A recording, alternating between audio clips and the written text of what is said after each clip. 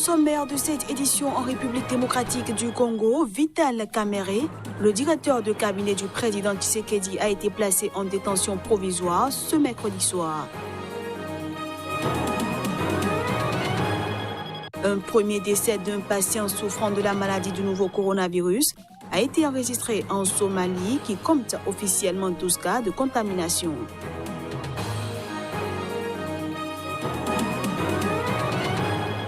Et puis l'Italie, pays le plus endeuillé au monde par l'épidémie de Covid-19, a enregistré ce mercredi de nouveaux chiffres encourageants, notamment une baisse sur 24 heures du nombre de décès.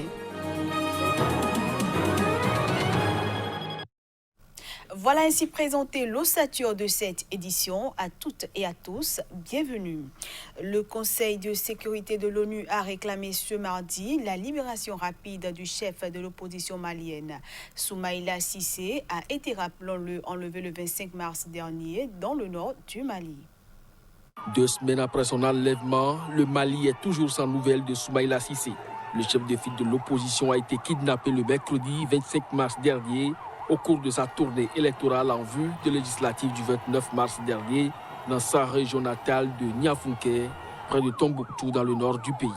11 membres de sa délégation, également kidnappés, ont eux été libérés. À l'issue d'une réunion consacrée au Mali, le Conseil de sécurité de l'ONU a réclamé ce mardi sa libération. Dans un communiqué, les membres du Conseil ont aussi condamné l'attaque terroriste survenue ce lundi contre l'armée malienne qui a fait au moins 25 morts et 6 blessés à Bamba, dans la région de Gao au nord. Toujours dans son communiqué, le Conseil de sécurité appelle par ailleurs le gouvernement malien et l'ONU à continuer à travailler ensemble pour éviter la propagation du Covid-19. Il demande aussi à la force de casques bleus sur place, la MINUSMA, de poursuivre sa mission en dépit de la pandémie, tout en assurant la protection sanitaire et la sécurité des personnels onusiens. En République démocratique du Congo, Vital Kamerhe, le directeur de cabinet de Félix Tshisekedi, a été en détention provisoire ce mercredi soir à la prison centrale de Kinshasa. Il était entendu sur la gestion des fonds alloués au programme d'urgence du président congolais. Figure centrale de la vie politique congolaise, Vital Kamerhe a été placé sous mandat d'arrêt provisoire ce mercredi dans la soirée et transféré à la prison de Makala. C'est la première fois dans l'histoire du pays qu'un directeur de cabinet de la présidence est arrêté. Il avait été auparavant entendu pendant 6 heures par le parquet dans le cadre d'une vaste enquête anticorruption supposée marquer le renouveau de la justice dans la lutte contre l'impunité des élites. Nommé directeur de cabinet au lendemain de l'investiture du président Tshisekedi, le 24 janvier 2019, Vital Kamerhe devrait s'expliquer sur l'utilisation de fonds publics destinés au financement des grands travaux lancés par le nouveau chef de l'État après son arrivée au pouvoir. Principal allié du président de la République démocratique du Congo, Félix Tshisekedi, il devrait en particulier s'expliquer sur la passation des marchés et le décaissement des fonds, selon plusieurs sources. Parfois qualifié de président bis, l'ancien président de l'Assemblée nationale s'était désisté en faveur de Félix Tshisekedi avant l'élection du 30 décembre 2018, qui a marqué la première alternance pacifique dans l'histoire du Congo. Les deux hommes ont scellé un accord politique pour constituer leur plateforme Cap pour le changement qui gouverne la République démocratique du Congo en coalition avec les forces politiques de l'ex-président Joseph Kabila. Le parti de Vital Kamerhe, Union pour la nation congolaise, UNC, compte plusieurs ministres au sein du gouvernement de 67 membres. L'état d'urgence a été décrété sur l'ensemble du territoire libérien.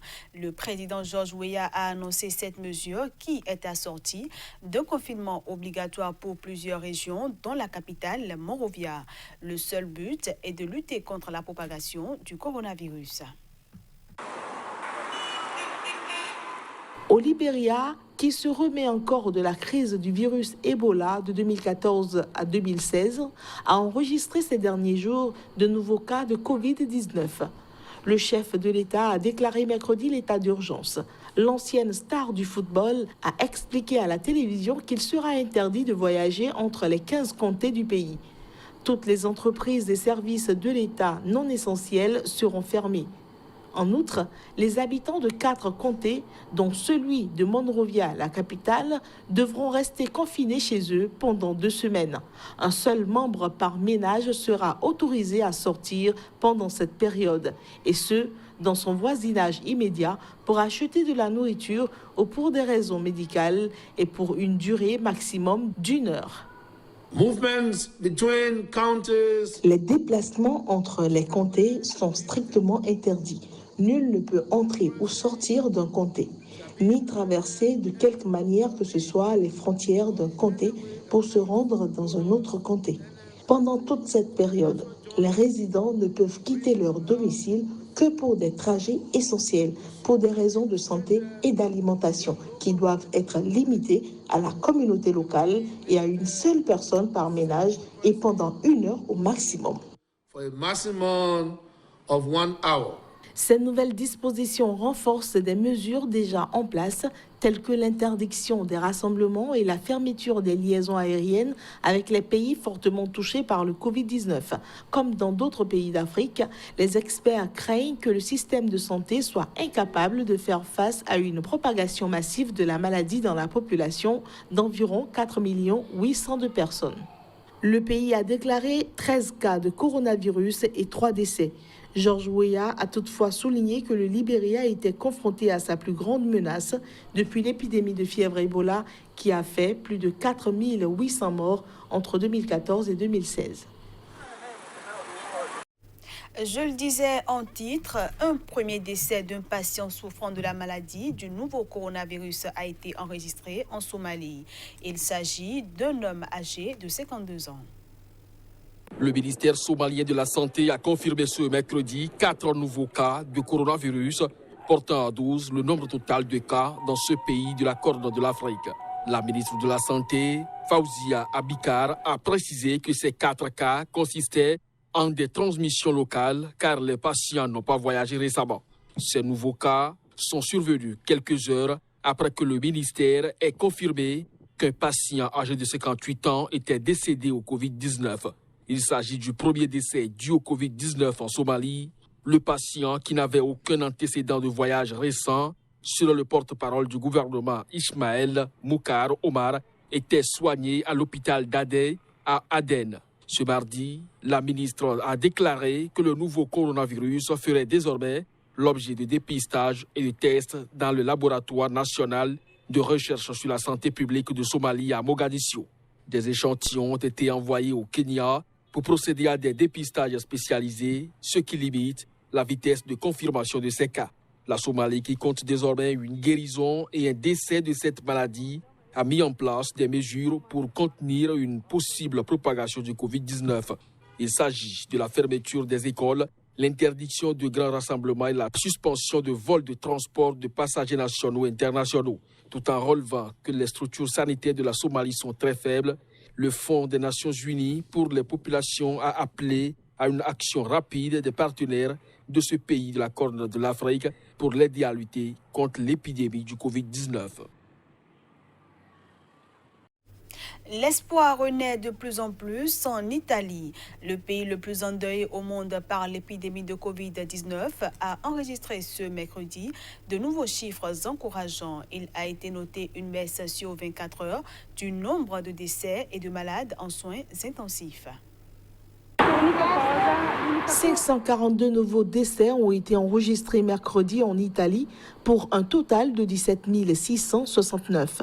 Une baisse considérable par rapport à mardi qui a vu mourir 604 personnes en 24 heures. Le nombre de malades en soins intensifs poursuit pour le 5e jour d'affilée sa baisse et se situe désormais au niveau du 26 mars selon le bilan diffusé par la protection civile. Aussi a-t-il été constaté que le nombre de personnes guéries atteint avec 2099 un record sur 24 heures.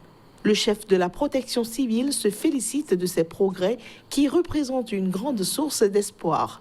La région la plus durement touchée reste la Lombardie avec plus de la moitié des décès italiens et plus de 53 000 cas, alors que l'ensemble de la péninsule en a enregistré 139 422. Mais en dépit de ces signes encourageants, les responsables appellent à la prudence et à ne pas relâcher l'effort dans l'immédiat, respectant les règles de confinement et de distanciation sociale. Ne surtout pas penser avoir remporté la bataille.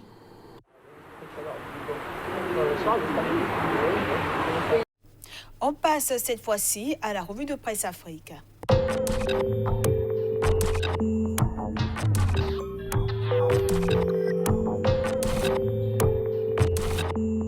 Bonjour à tous et bienvenue dans la revue de presse Afrique du jour. 50 millions de francs CFA, c'est la somme qu'il faudra désormais débourser pour être candidat à l'élection présidentielle en Côte d'Ivoire. C'est l'information que placade fièrement à sa une le quotidien Le Patriote. Le montant de ce cautionnement est issu de la révision du code électoral opérée par ordonnance par Alassane Ouattara ce mercredi en Conseil des ministres. Une hausse de 30 millions de francs CFA puisque la caution était précédemment fixée à 20 millions de francs CFA. Et ce n'est pas la seule décision prise par le président ivoirien ce mercredi. Il a aussi accordé la grâce présidentielle à 2004 détenus. L'objectif est de désengorger les prisons au cours de cette pandémie du coronavirus, écrit Le Jour, qui ajoute par ailleurs que le couvre-feu est prorogé jusqu'au 24 avril prochain. Et visiblement, la Côte d'Ivoire se montre très proche de ses concitoyens. 2 mois de gratuité des factures d'eau et d'électricité les mois d'avril et de mai. Le sursaut renseigne davantage sur ces mesures sociales du gouvernement en précisant les personnes qui ne payeront pas leurs factures d'électricité. 1 million de foyers au total sont concernés par ces mesures.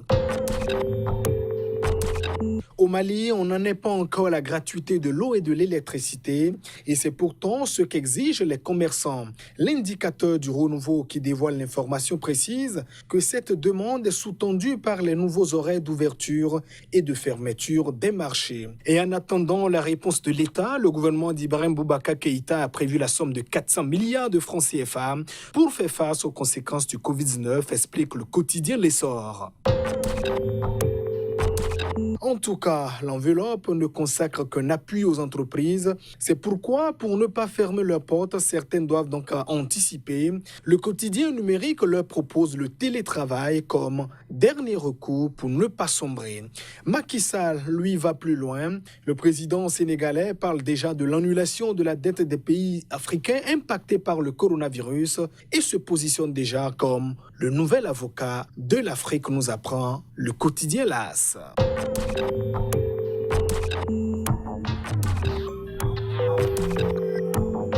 Et voilà, mesdames, messieurs, ce sera tout pour cette édition que je vous remercie d'avoir suivi.